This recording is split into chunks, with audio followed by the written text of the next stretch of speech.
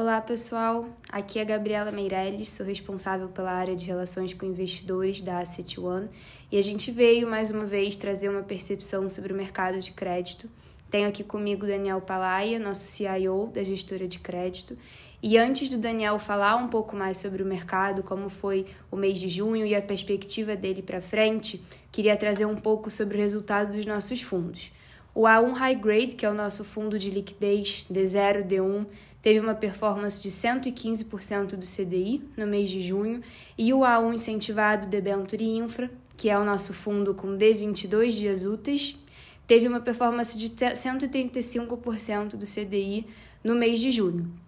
Daniel, eu queria que você falasse um pouco sobre a performance, como você conseguiu atingir esses resultados e, de uma forma mais geral, como foi o mercado de crédito em junho? Vamos lá, obrigado.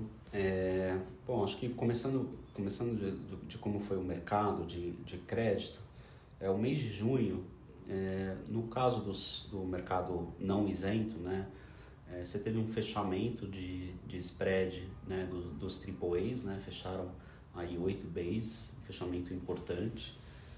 E no caso dos AAAs e dos single A's foi praticamente estável, né, um fechamento aí de 1 base.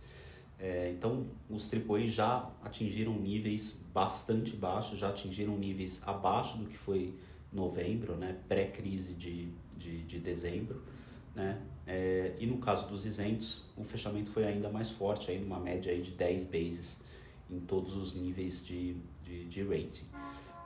Na nossa visão, né, como é que a gente gerou o alfa? Acho que primeiro, né, olhando aí do ponto de vista estrutural, a gente manteve uma carteira bem conservadora, né, do ponto de vista de carrego. Você teve uma geração de alfa, mas ela não foi importante. A gente conseguiu gerar bastante alfa via trading, né, então em papéis financeiros, onde teve um importante fechamento, a gente fez um giro relevante nesses papéis. A gente aproveitou a volatilidade de um papel específico no mercado de commodities, que abriu bastante aí no mês de junho. A gente entrou com uma posição aí, relativamente pequena, aí só no caso do fundo de infra, e já zerou a posição. Então, acho que foi a geração de alfa foi um mix aí do fechamento importante aí de emissores bancários, de algum giro também nesses emissores, e também de uma empresa aí do setor de commodities. Legal, muito bom. E nos últimos meses a gente teve divulgação dos resultados das empresas referente ao primeiro trimestre de 2025. Queria ouvir um pouquinho a sua opinião sobre esses resultados que já saíram e o que você está enxergando para os próximos resultados aí ao longo desse ano. Então, foi um resultado que já mostrou, né, algumas coisas importantes, né? Por um lado, quando a gente olha os balanços, de uma forma geral, foram balanços bons, olhando as primeiras linhas do resultado, né? A parte mais operacional, né? As empresas em geral tiveram uma boa geração de caixa, né? As métricas operacionais foram positivas, consistentes.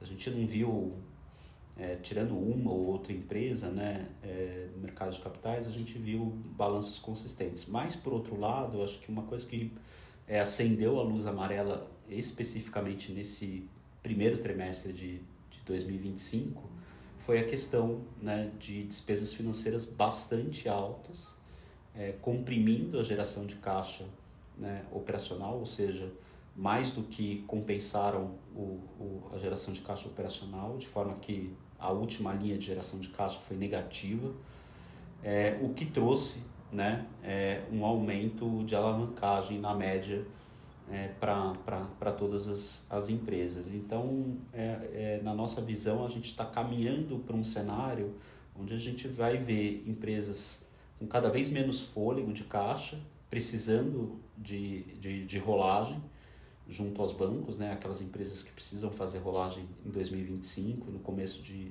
2026, e empresas que ainda estão bastante saudáveis, que ainda tem bastante gordura para queimar. E o quanto vai durar, né, todo esse processo vai depender um pouco do Banco Central, né? Quanto tempo ele vai demorar para reduzir os juros. Como a gente está olhando pelo retrovisor, sempre, né, no caso do balanço, Banco Central, se o Banco Central começar a reduzir os juros, né, final de 25, começo de 26, a gente vai começar a ver uma melhora no balanço das empresas lá para segundo, terceiro trimestre de 26. Então a gente vai passar por uma safra aí de uns 4 trimestres de despesa financeira bastante relevante à medida que o juro médio do ano ele vai aumentando. Então acho que é um sinal amarelo aí que a gente vai precisar cada vez mais olhar muito no detalhe cada balanço aí de cada empresa.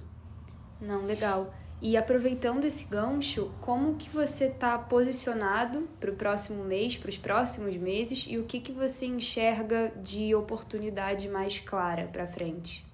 A gente vai continuar, do ponto de vista mais estrutural, a gente vai continuar bastante conservador, né? Como eu disse, né? Os spreads estão em níveis muito baixos, os AAAs, né, atingiram níveis menores do que foi novembro.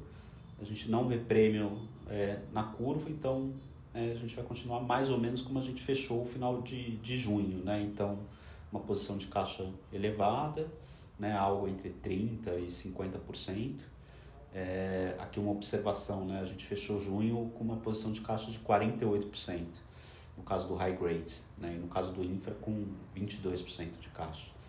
Então a gente vai continuar com bastante caixa, com uma duration baixa aí ao redor de 1 ano e meio, entre 1 e 1,5, e em setores mais conservadores, né? A gente não vê prêmio que justifique, né, nos níveis atuais, a gente tomar risco. E ao mesmo tempo, né, como eu disse, né, os balanços vão começar a vir cada vez mais desafiadores, né? Empresas realmente tendo mais dificuldade, né, do ponto de vista de geração de caixa. Eu acho que isso vai trazer volatilidade. E eu acho que, como toda volatilidade, a gente tem que olhar sobre as duas óticas, né? Traz oportunidade e, ao mesmo tempo, traz risco, né? Então, acho que aqui cabe ao gestor conseguir, né, aproveitar esse momento sem tomar risco excessivo, né? Então, é isso que a gente pretende fazer. Maravilha, Daniel. Muito obrigada pela sua participação. Mês que vem a gente volta aqui para atualizar todo mundo sobre o mercado em julho, o que aconteceu, o que foi importante, e manter esse canal de comunicação sempre aberto. Obrigado, Gabriela. Até a próxima.